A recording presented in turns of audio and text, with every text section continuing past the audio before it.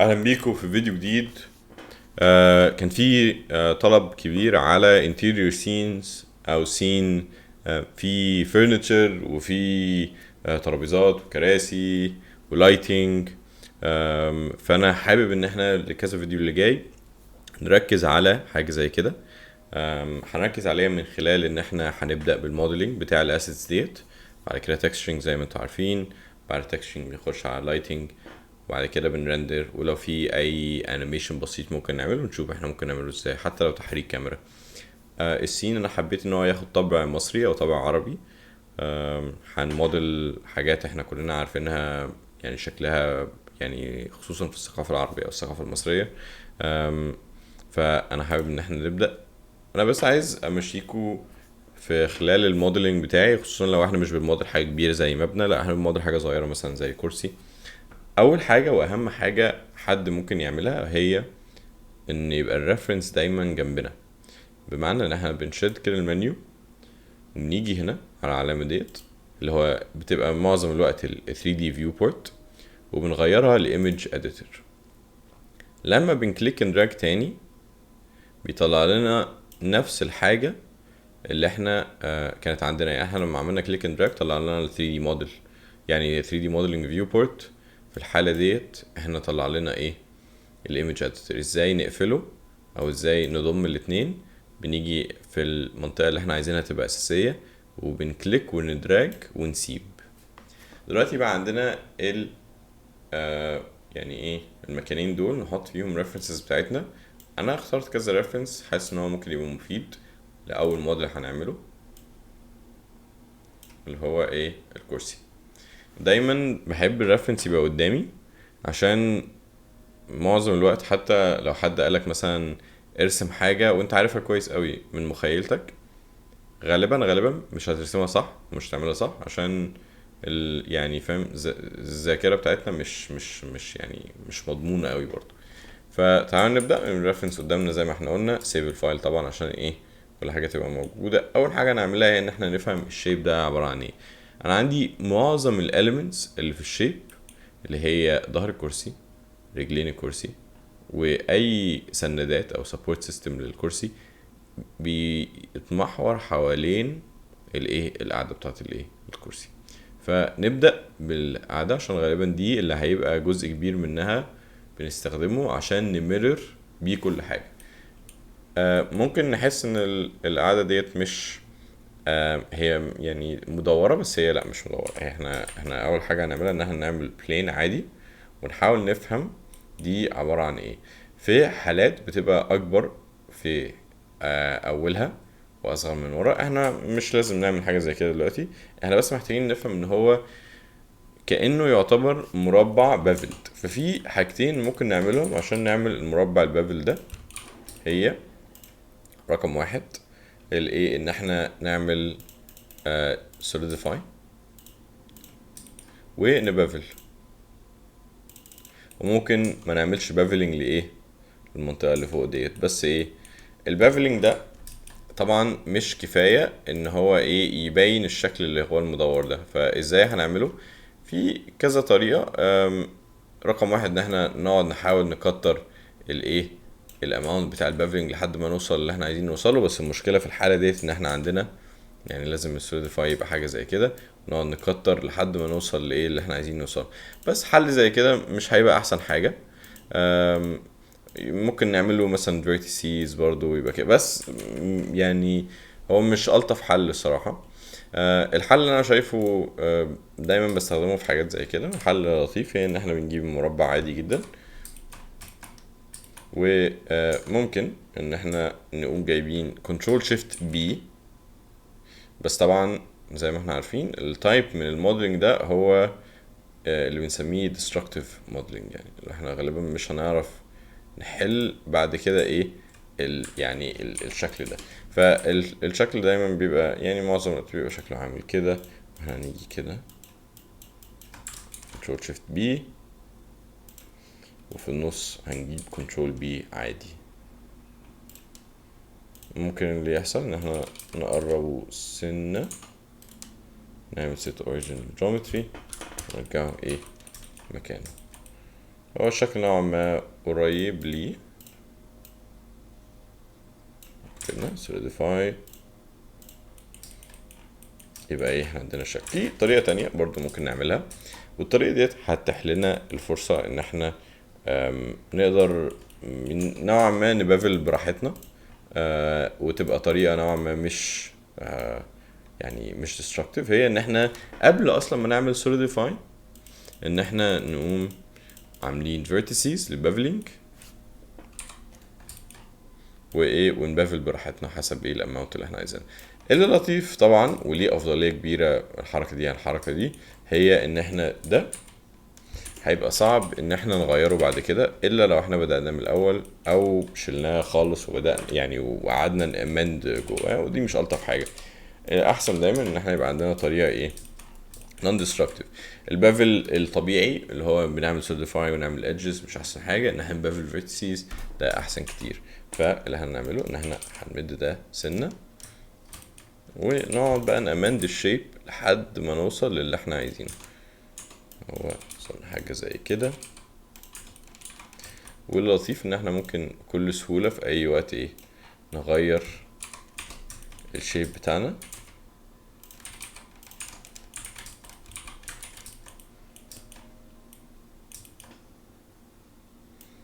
وادي الشكل بتاعنا المبدئي بتاع الايه، دي المنطقه اللي هي اللي بره. حاليا مش محتاجين قوي ان احنا يعني ايه، او ممكن نخلي دي اللي جوه مش مشكله. يعني either way لو احنا عملناها دي المنطقه اللي بره او اللي جوه مش تفرق، عشان احنا محتاجين نعمل واحده تانية تبقى هي المنطقه اللي بره. فازاي نعمل حاجه زي كده؟ ممكن نجيب الشكل ده كده وين اكسترود. ممكن طبعا احنا لو انتوا عارفين موضوع الانسات، بس الانسات بيحصل معاه الحاجات اللي هي بتبقى زي كده. ف ليه ده بيحصل؟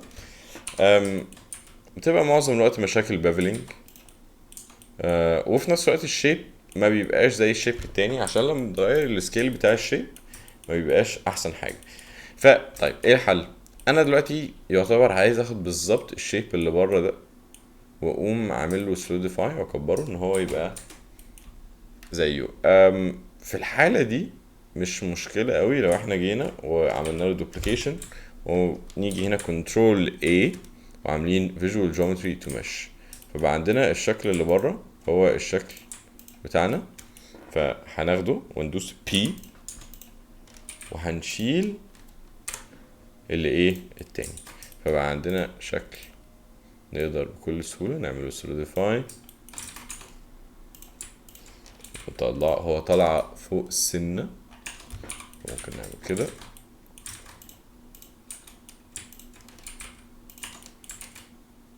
نعمل بافل تاني، عشان لو انتوا شايفين هو بافل سنة. نزود عدد البافل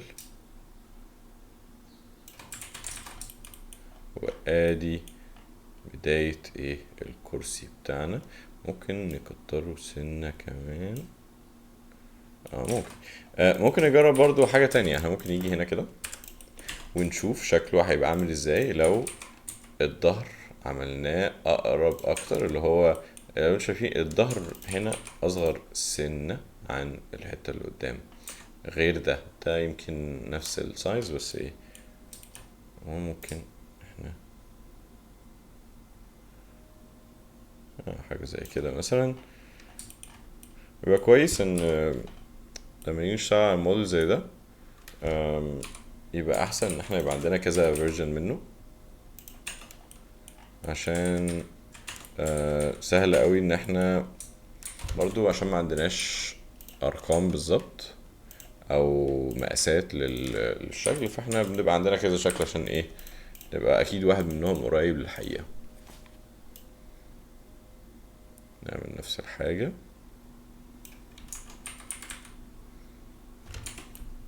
حصل لكم حاجة زي كده، اللي هنعمله ان احنا هنيجي هنا نعمل recalculate outside. لو ما حصلش يبقى اكيد في مشكلة في الموديل بتاعنا. ممكن ناخد على جنب كده ونحاول نفهم ايه المشكلة قبل ما نبدأ. ممكن تبقى duplicated اهي duplication عندنا كذا سايد، فاحنا عادي هنشيل الادج ده، الاتنين edges دول نوصل دول ببعض.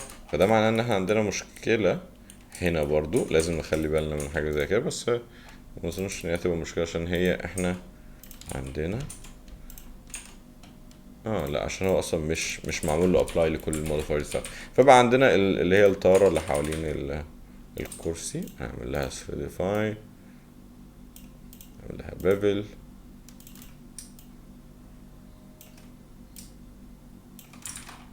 وادي الكرسي بتاعنا. اظن ده اقرب للكرسي عندك.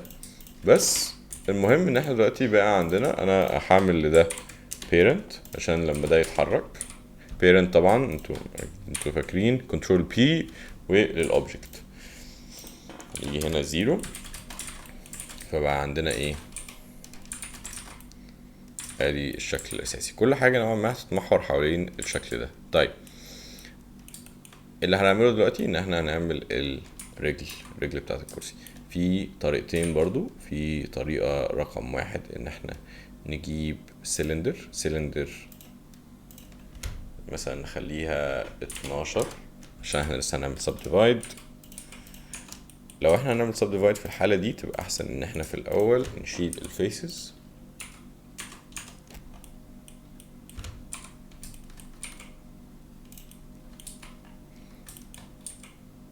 نطلعه كده فوق ونبتدي نشوف شكل الكرسي عامل ازاي. هو طالع من الجنب، يعني طالع كأنه من هنا، يعني مش طالع ولا كده ولا طالع كده، هو طالع سنة كده.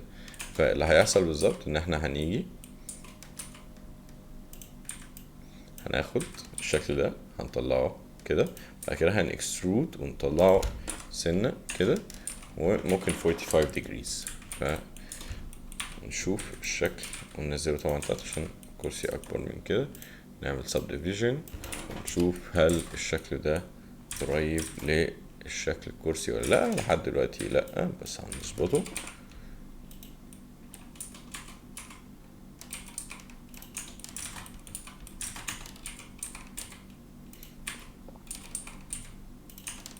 وطبعا حاجة زي كده غالبا اكبر سنة.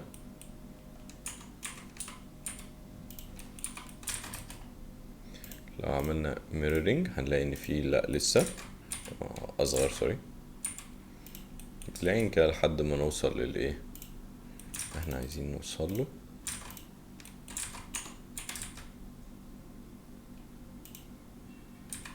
اللي تحت اصغر سنة.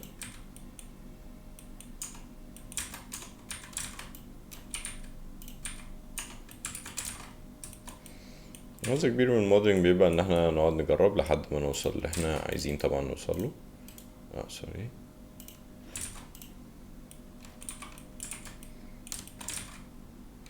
لما باجي ابص انا بحاول ابص عليه من نفس الانجل طبعا، عشان دي الانجل اللي نقدر نحكم بيها على الموديل. اظن الحته اللي تحت نازله تحت سنه، بعد كده كله سكيلد سنه. طيب تعالوا نكمل على كده ونشوف. احنا ممكن برضو مع الوقت برضو نظبطه، مش مشكله. احنا هنقعد نرجع ونروح لحد ما ايه، لحد ما نلاقي احنا ممكن نعمل ايه.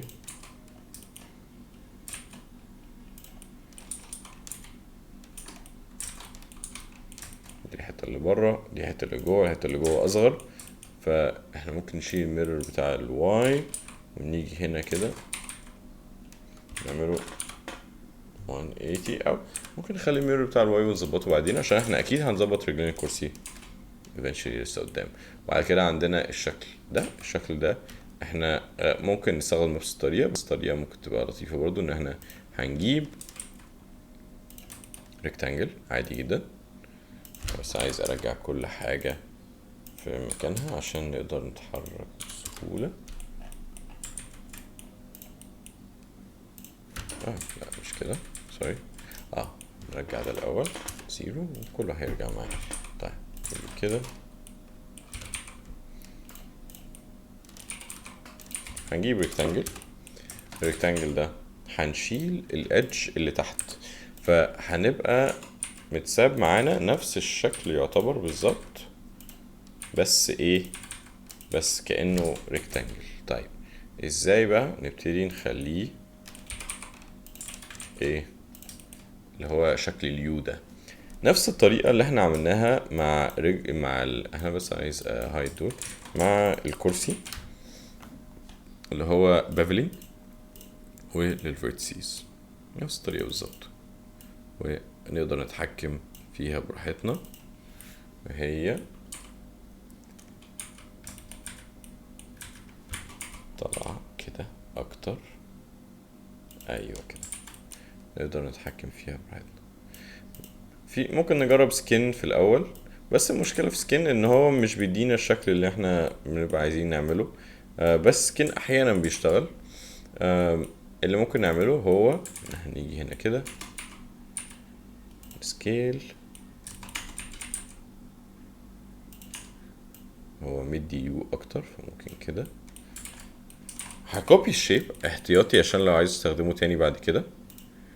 وهاجي هنا كنترول A Visual Geometry to Mesh، هاجي هنا للأوبجكت تاب واروح لكونفرت لايه لكيرف. فلما اجي كونفرت لكيرف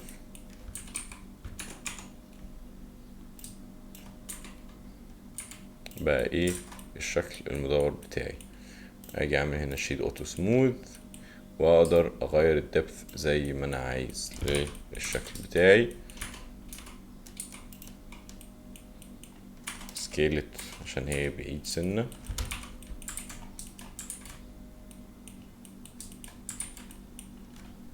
واخر حاجة هي انا ليه عندي دي مش مقفولة، احنا نيجي هنا نعمل حاجة اسمها fill cap. كل ده في الايه في الاوبجكت داتا بروبرتيز.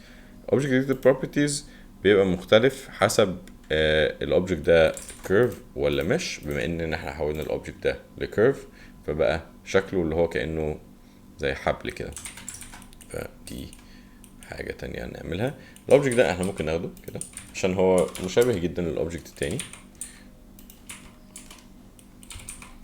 ونعمل له ايه نعمل له mirroring. لما نيجي نعمل mirroring بنكتشف كذا حاجة برضو. حاجة ان الرجلين الكرسي قدام ممكن تبقى اقرب سنة، فاللي احنا نعمله ان انا عايز اجي كده اشيل، او ممكن اخلي ده هنا apply الميرورينج واقرب دول سنة واقرب دول سنة، ادخل دي سنة جوه ودي كده، واعمل ميرورينج للايه للكرسي.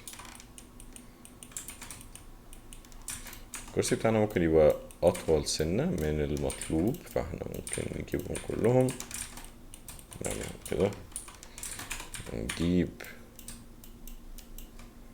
دول نعمل individual origins عشان نقدر نسكيل كل واحد لوحده. سنة سنة كده ايه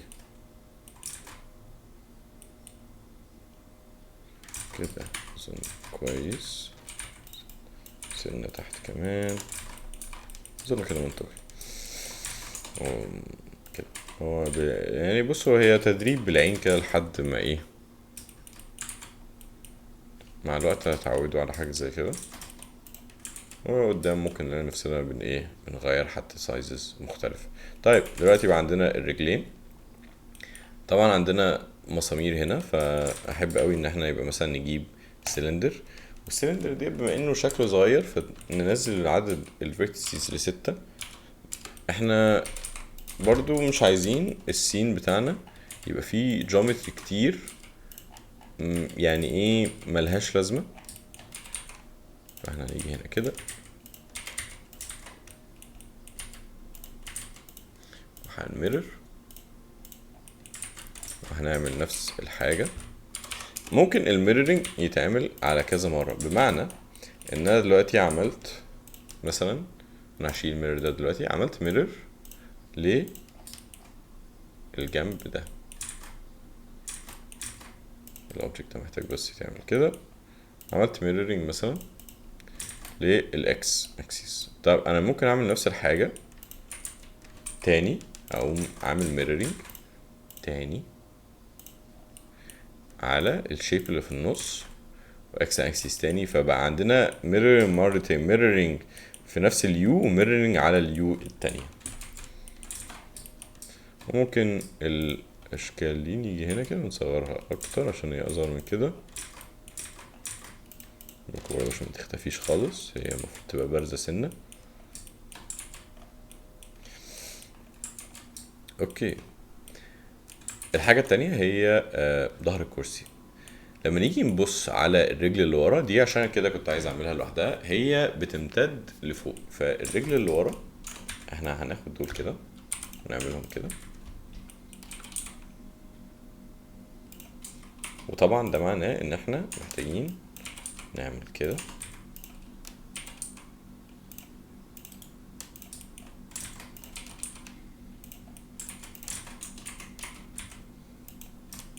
ونقوم جايبين كده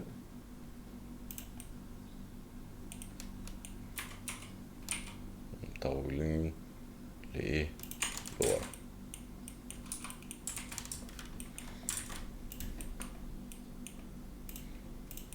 ونقربها شوية كمان.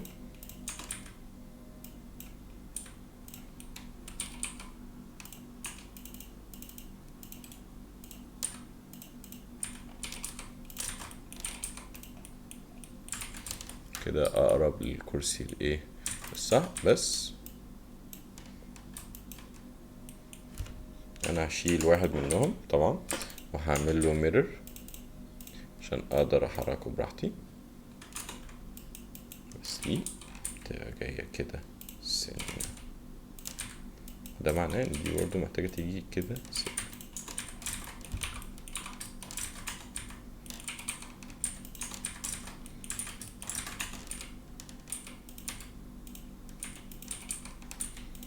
نقعد نلعب بالسكيل والموفمنت لحد ما نلاقي الشكل الصح. المنطقة اللي ورا دي شبه اليو، احنا اللي ممكن نعمله نعمل نفس الحاجة، جايبين كده الشكل ده البلين بتاعنا، ننزل كده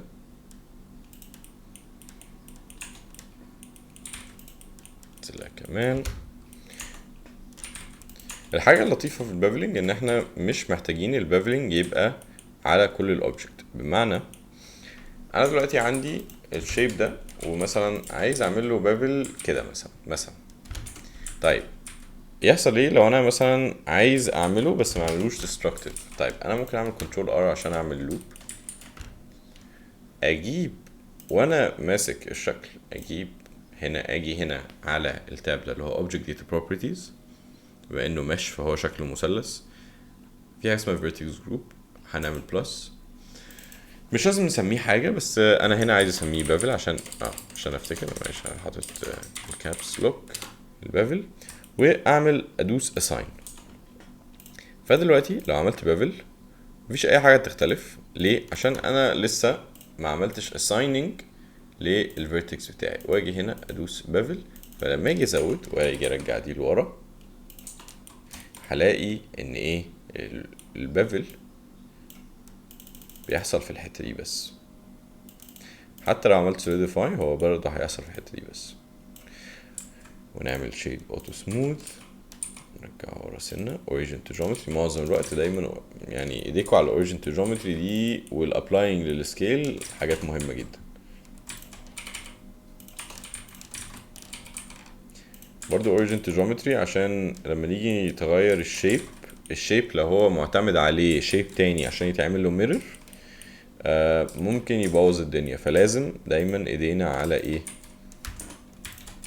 على الاوريجن تو جيومتري، الا لو هو اوبجكت محتاج يبقى الاوريجن بتاعه مختلف عن مكانه، ده موضوع تاني ممكن نتكلم فيه بعدين.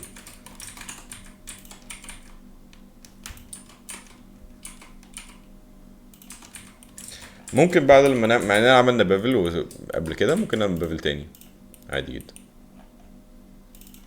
وابلاي السكيل برضو.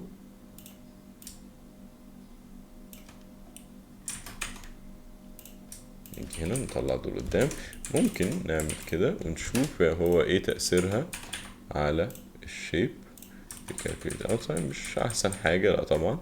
يبقى خلاص خلينا بالجيومتري اللي عندنا دلوقتي، مش مشكله.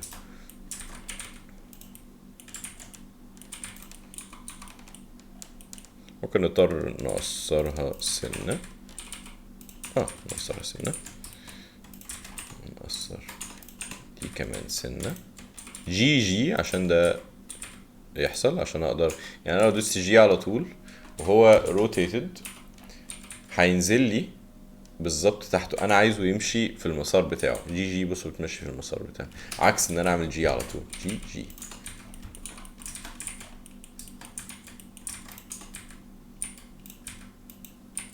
سكيل سكيل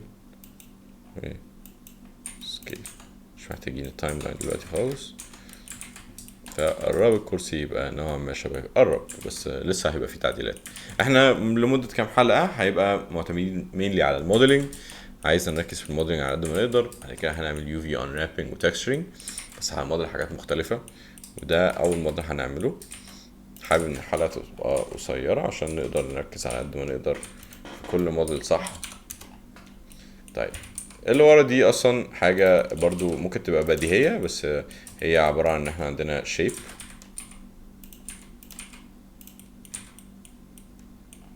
هو بلين عادي،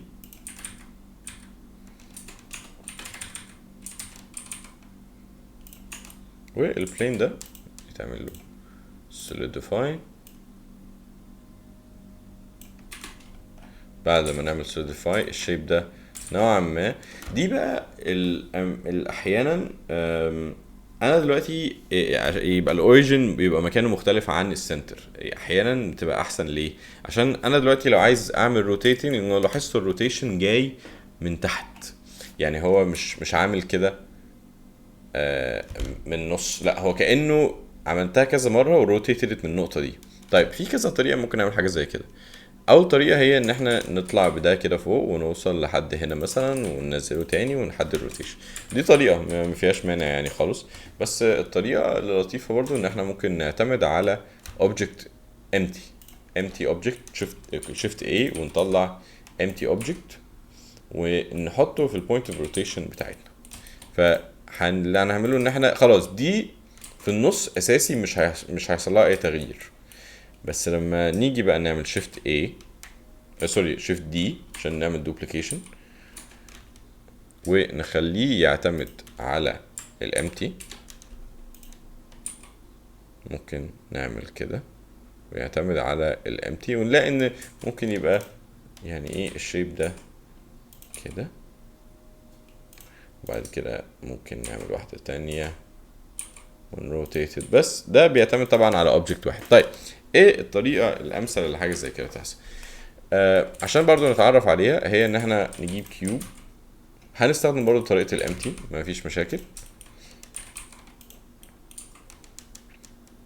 نجيب الامتي ده وهنطلع مكانه، هنجيبه مكان الكيوب بالظبط، يبقوا نفس اللوكيشنز، كوبي لوكيشن كوبي روتيشن كوبي كل حاجه، هما نفس الحاجه دلوقتي بالظبط. ف دي مش هنستخدمها في الكرسي، بس انا حابب انتوا تعرفوها عشان الكرسي احنا بنتكلم في 5 شيبس بس، فهنستخدم طريقه بسيطه، بس انا حابب انتوا تعرفوا الطريقه دي برضه. لو انا مثلا عايز اروتيت حاجه ورا بعض، يعني كلنا طبعا عارفين الاري، انت كانك بتحرك حاجه ورا بعض في نفس الطريقه. هل ممكن استخدم الاري ان انا اعمل كده في روتيشن؟ ممكن. عمل لي شكل غريب ده، جزء كبير منها لما حاجه زي كده تحصل هي ان انا مش عامل ابلاينج للسكيل. كنترول A وابلاي للسكيل، هتلاقي الموضوع اختلف ومفيش اي حاجه حصلت. بس لو عملت روتيشن للاري بتاعي هتلاقي ان الروتيشن ده اخد الشكل ده. ممكن احرك الاري، مش لازم بس روتيشن. يبقى انا عامل اري بيعتمد على امتي، يحرك روتيشن وبيحرك الاوبجكت، بس لازم applying السكيل applying الروتيشن، ويبقى الروتيشن والسكيل واللوكيشن بتاع الاوبجكت وبتاع الامتي زي بعض بالظبط في الاول، وبعد كده اقدر احرك بقى براحتي. لو السكيل مختلف بتاع اي منهم هتلاقي فيه ريزلتس غريبه جدا جدا جدا. احنا مش هنعمل الموضوع ده، بس انا صراحه حبيت اعرفكم عليه دلوقتي. احنا كنا عملنا فيديو قبل كده، بس برضو فكرة ان انتوا اي حد جاي اول مرة الفيديو ده تبقى كويس ان هو يبقى عارفه. هنعمل بافلينج للاوبجكت ده، وبكل بساطة هنعمل حاجة ممكن تبان ان هي يعني يعني بسيطة شوية، بس هنعمل الطريقة اللي هي الأولية عشان دول مجرد 5، فمش لازم نوجع برضو دماغنا في ان احنا ايه نظبطهم. بس اللي هنعمله ان احنا عايزين يبقى نفس الروتيشن، فهنبدأ بنيجاتيف سوري، هنبدأ شيفت تي، نبدأ بنيجاتيف 5 ونحركه سنة، مثلا ممكن نحركه نيجاتيف 0.08 مثلا، مثلا او اكتر سنة نيجاتيف 0.02 كمان، يعني نيجاتيف 0.010. ونعمل ايه 10 يبقى ايه الشكل بتاعنا، نحركه نفس الطريقة بس هو الروتيشن كده. والاتنين اوبجكتس دول لو عملنا لهم كوبي وعملنا لهم ميرور على الاوبجكت اللي في النص، بقى عندنا الشكل بتاعنا. بنلاحظ حاجات بقى، بنلاحظ كذا حاجة. بنلاحظ رقم واحد ان دول المفروض يبقوا اطول سنة، نبتدي بقى نلاحظ حاجة ودول كمان يبقوا اطول سنة. وبنلاحظ كمان ان دول اخدين كيرف بسيط، كيرف بسيط. فالكيرف البسيط ده ممكن نعمله بكذا طريقة. اول حاجة ان احنا نيجي هنا كده، انا هشيل دول الاول يعني نعمل المهم الاساسي، بعد كده بقى التانيين سهل هنعملهم. الكيرف البسيط ده هيبقى مثلا حاجة زي كده، نعمل سب ديفايد، بس لازم نخلي بالنا السب ديفايد فين. ممكن السب ديفايد يبقى قبل البافل ويطلع لنا الريزلت ده، ممكن السب ديفايد يبقى قبل السوليديفاي ويطلع لنا الموضوع ده. السب ديفايد ممكن يبقى في الاخر.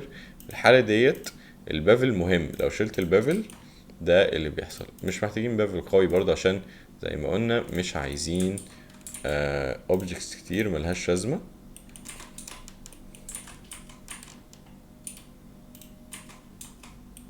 سواء اخد شكل كده سوليديفاي اقل سنة، وهنيجي هنجيب الشيب ده وهنروتيت نيجاتيف 7، حركه. بس قبل ما نعمله انا بس عايز اصغر سنة صغيرة عشان انا حاسس احنا عملناه اكبر شوية.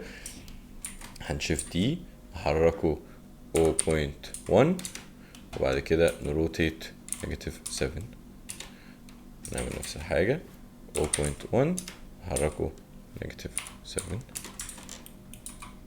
بس حاسس ممكن يبقى نيجاتيف 7 يبقى كتير شوية، فهنطلع دي 3 وهنرجع ده لو 3 يبقى 6. الاتنين دول هنعمل لهم merge ونمرر على الاوبجكت الاساسي اللي هو في النص. سوري انا عاملهم هما التلاتة. يبقى هنعمل كده وأوبجكت جيومتري وميرور على الاوبجكت اللي في النص. انا عامل يبقى كده. يبقى اكيد في حاجة غلط في الروتيشن يمكن بتاع الاوبجكت، مش مهم. المهم ان احنا نيجي نجرب نعمل ميرور تاني ونعمله على الحتة اللي في النص، عشان واضح ان الاوبجكت ده لما غيرنا الروتيشن بتاعه عمل حاجات غريبة شوية. فيبقى احنا كده عملنا ايه الشيب بتاعنا بطريقة احسن. برضو حاسس ان هو ممكن يطول سنة كمان.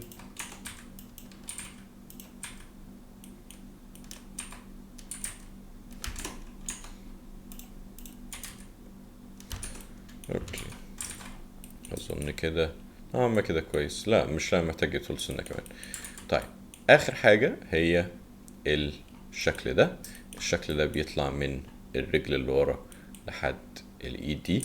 اظن الشكل ده ليه كذا طريقة تعمل، بس ممكن احسن طريقة هي نفس الطريقة بتاعة السبورت اللي عملناه في النص اللي هي اليو. هنجيب والطريقة دي محتاجين، كل اللي احنا محتاجينه هو الشكل ده بس.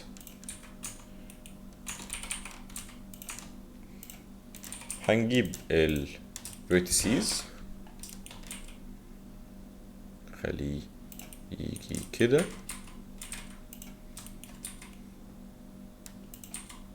ويطلع كده. ويمشي على الشكل بتاعنا.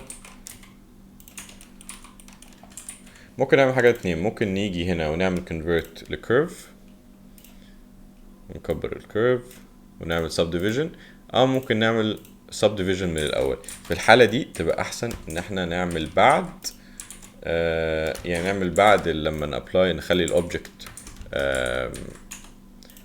كيرف، عشان نقدر لو عملناه قبله هيبقى عندنا جيومتري كتير جدا معمول لها ابلاينج ومش محتاجينها، فكده احسن كتير. نقدر بكل سهوله كل الفاريبلز احنا هنلعب فيها هي 4 فيرتسيز قاعدين بنحركهم لحد ما نوصل للشكل.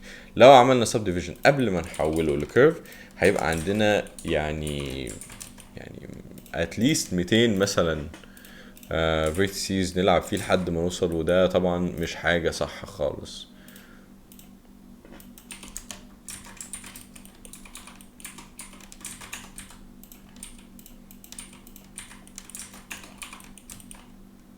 بنصغره شويه، بس هي دلوقتي مسألة ان احنا نقعد نمسكه كده ونحرك الفيرتسيز لحد ما نوصل للشيب اللي احنا عايزين نوصل له.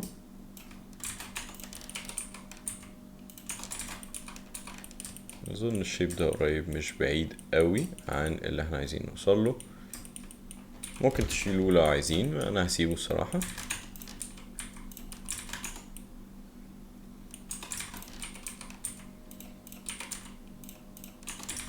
يبقى عندنا اول اوبجكت اللي هو الكرسي بتاعنا. الحاجات اللي ورا دي مش هنبينها في الشوت، اي حاجه مستخبيه مش لازم نبينها، بس لو حابين احنا عندنا هنا شوت لطيفه نقدر نعرف منها الورا ماسك ازاي. جزء كبير منها مسامير نقدر نحطها في كل خشبه من دول عشان يبقى شكله منطقي اكتر. بس ممكن برضو تجربوا تعملوا جيومتري زيادة تشوفوا شكلها هيبقى عامل ازاي. حاجات كتير ممكن تجربوها.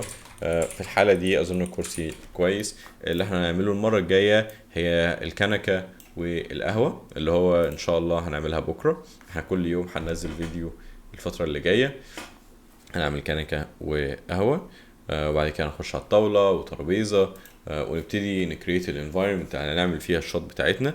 اتمنى تكونوا استفدتوا. بعد لما نموديل كل حاجة هنبتدي نتكستشر وهنبتدي لايتنج وريندرنج. احنا انا بتعامل دلوقتي كاني فعلا بعمل سين للكلاينت. في الحاله دي فعلا بيبقى في مرحله بنبني كل الاسيتس، بنبني كل المودلز، وبعد كده بنبتدي نشتغل عليها واحده واحده كيو في اون رابنج وكده. اشوفكم ان شاء الله في فيديو جاي واتمنى تكونوا استفدتوا.